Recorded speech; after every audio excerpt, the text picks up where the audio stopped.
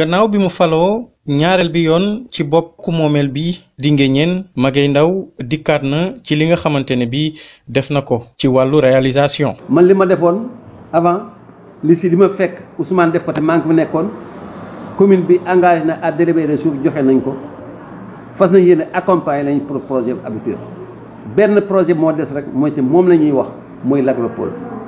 Les 1160 hectares yi nga xam ne président de la République Barthélémy Dias Ndiaye dem nañ ci moom nous a reçu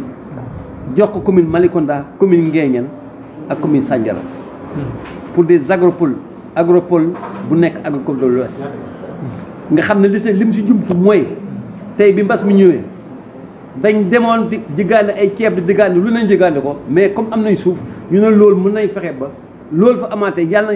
nañ ko yàlla daxal dinañ mën a béy ceeb béy dugub béy lépp am ay nag laitière yoo xam ne tey dootuñu jégaane meew dootuñu jégaane soow lépp nañ ko am sur place. moo tax agropole boobu ñu ngi ciy liggéey pour que vraiment dans 2023 que bu nekkee tout ce qui est céréales tout ce qui est élevage en bovine tout ce qui est meew kenn dootu ko jégaane yëpp ñu am ko ci suuf te suuf dañ koy développé. ñun ay béykat lañ. ñun ay sàmmkat lañ. suuf domaine national la béykat bi am na si wàll éleveur yi am na si wàll. leeral na it ne bépp projet bi nga xamante ne daal indi nañ ko fii ci Nguéniène moom laalewu ci waaye ñi dëkk ci gox bi ñoom ñooy jël ndogal ànd ci projet yooyu le ngir ñu samp ko.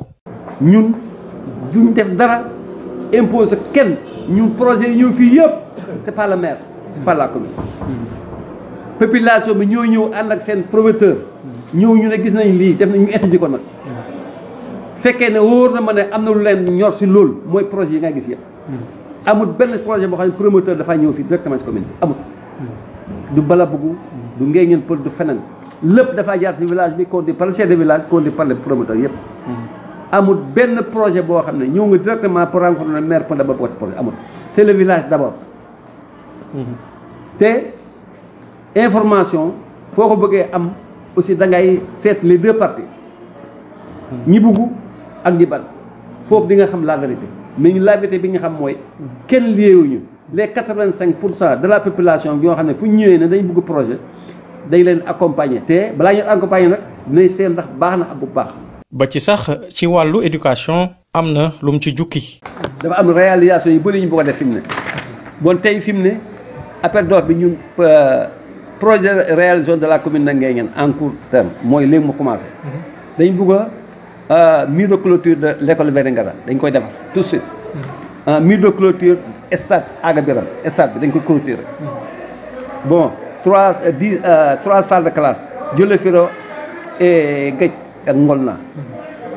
dañ case de santé def ko le bloc d'hygiène a Jële Firo ak case de santé am na yenn projet yoo xam ne ñu ngi koy réaliser bloc d'hygiène dans les foyers des jeunes de Nguéniène Ndianda Mbodiène et Fadial ak terminer le mur de clôture de Ndianda une ancienne doléance ak construction logement ICP bu Ndiamane ak ak sage-femme bi si programme bi am ren léegi ñun am nañ ay PACASEN on a un budget de 3 milliards yoo xam ne dans 2021 2020 2021 et 2023 en fait d'ici 3 ans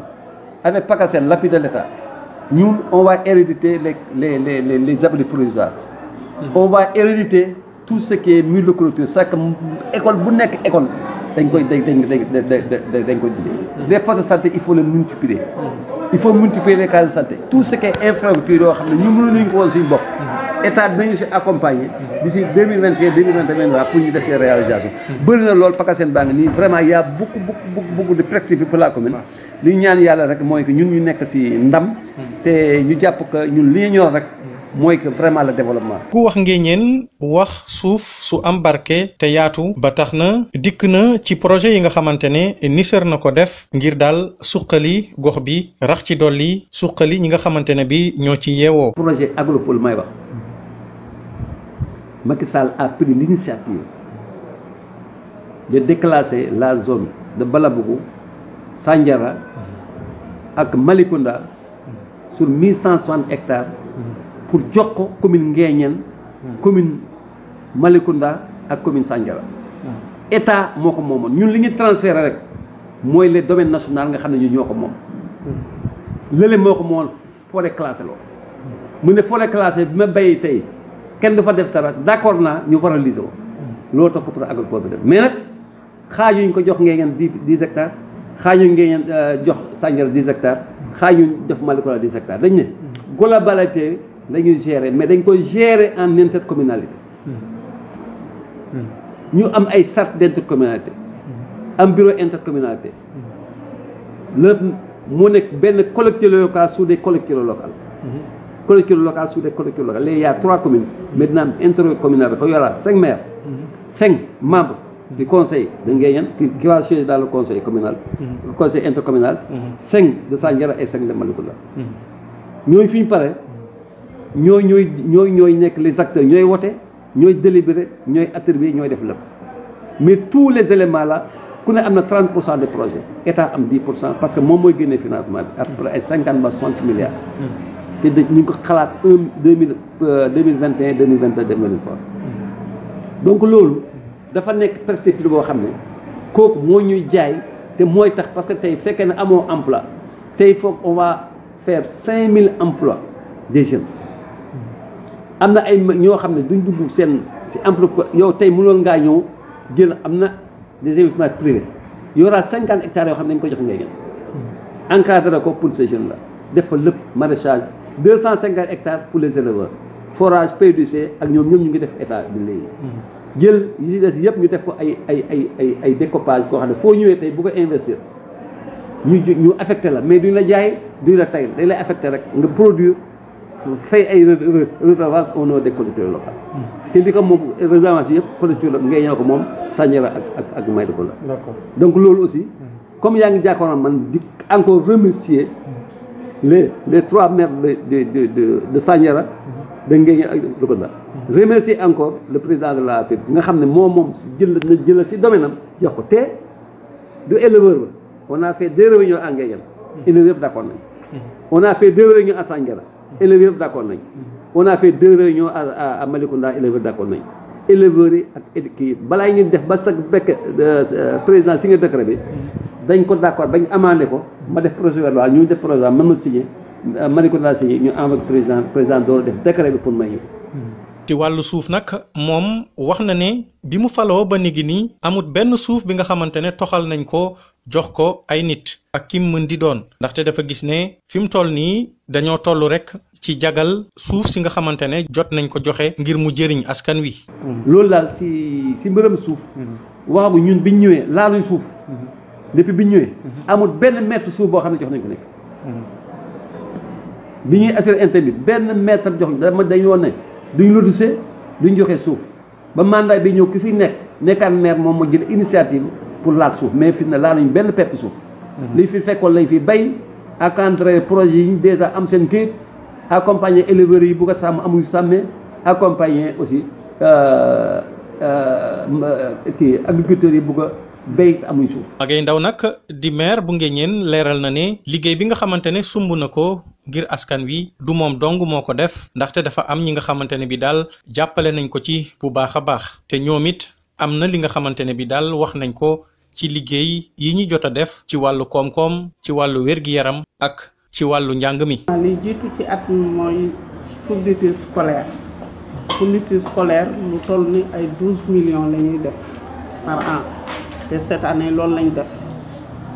bi Covid bi ñëwee monsieur le maire de l'initiative du président de la République santaane yëpp ak autorité scolaire bi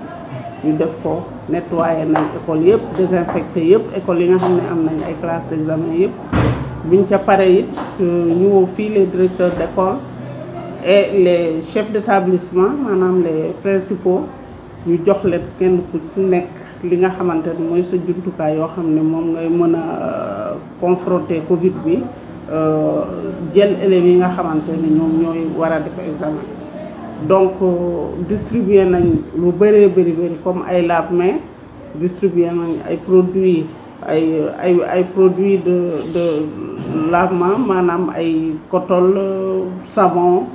javel loolu yëpp distribuer nañ ko pour faire face au Covid et continuer enseignements apprentissage. tey si boo seetee au niveau communal li muy dugal si ressource parce que tey boo seetee zone privée bi nga xamante ne 740 hectares lay doon ñu war ko jox ay investisseurs privés nationaux ou internationaux tey jii dafay am droit d'entrée booy dugg dafa am looy joxe si xaalis boo fa nekkee itam di liggéey dafa am redevance annuelle mu nekk at bu nekk nga ne man lii de lii war nga ko jox jooyloo si commune donc ay rentrée de ressources additionnelles te boo seetee suñu commune yi li ko xaw a gën a sooxe mooy amuñu ay ressources yu bari ay niche de ressources amuñu ko tey jii IMF 4 bi muy impôt bi ñun à chaque année dañuy xayma ay 12 millions 13 millions mais boo seetee au fait la ñuy jot du mot sax 4 millions kon kooku tey jii et c'est les ressources propres de la commune tey marché hebdomadaire Nguéniène am fii gis nga bi mbas bi taxawee fii ñu tëj marché yi am nañ ay gàllankoor yu bari kon agropole boobu bu taxawee dafay andi vraiment source de revenu ak chaîne de valeur bi muy développé parce que fa muy taxaw itam tey dina nekk zone ba nga ne zone développée la nit ñi mën ko mën fa dëkk tey ak ku fa nekk aussi activité ya ngay def tey mu mun a am benn njeexital. tey bi ngeen ñëwee fii yéen a ngi fekk ñu ngi présenter le compte administratif du budget de 2019 nga xamante ne c'est le feu Ousmane Tanor Dieng moom lañ ko voté loon tey jii ñu doon def présentation di def vote de budget bi waaw ko par rapport ak li maire wax rek loolu rek la ñuy wax parce que il faut le féliciter parce que ku ne xam na ne la commune de Nguéniène est une commune rurale nga xamante suñuy recette demewuñ noonu mais par rapport aux amis du maire les collaborateurs les partenaires tey fi mu nekk nii li ñu def ci commune bi buñ ko jëloon depuis 2002 ba à nos jours ce sera extraordinaire mais li may mën a wax rek malgré la pandémie ku ne xam na ne la commune rurale de Nguéniène est confrontée à un problème d'eau ndox jigéen ñi am problème mu problème mu wol mais les partenaires du maire dëkk boo dem presque créé na maye nañ fa plus d'une trentaine de moulins à 1000 dëkk bu ne foré nañ fa ay teen gas nañ fa ay teen malgré amuñu ay forage mais am nañ ay teen ba nga xamante ne vraiment ñëpp gis nañ ci seen bopp looloo tax vraiment bi fii la fa Ousmane Tanor Dieng jógee moom ñëwam yomb parce que conseil yëpp dañ ko doon xaar ne ko ñëwal loolu daal laa am lu ma ci yokk di leen gërëm bu baax a baax di leen sant di leen wax ne nag tey à partir de maintenant vous êtes des conseillers honoraires au niveau de la commune de Nguéniène di leen ñëw di jël xibaari Nguéniène di ko tasaare mais parce que ñi nekk ci biti li ñuy wax c'est pas tout à fait la réalité ñu ngi gërëm ñëpp di leen sant. Magaye Ndao di maire bu Nguéniène moom biral na ne li ko soxal rek ci jamono yi mooy lu jëm ci wàllu développement maanaam daal suqali koom-koomu Nguéniène waaye nag li jëm ci ay politique wala sax wax bu jug rek ñu bugg ko soppi politique loolu nee na àndu ci ba tax na nag mu ngi woo ñi mu séqal langue politique bi ñu jiital intérêt askan wi.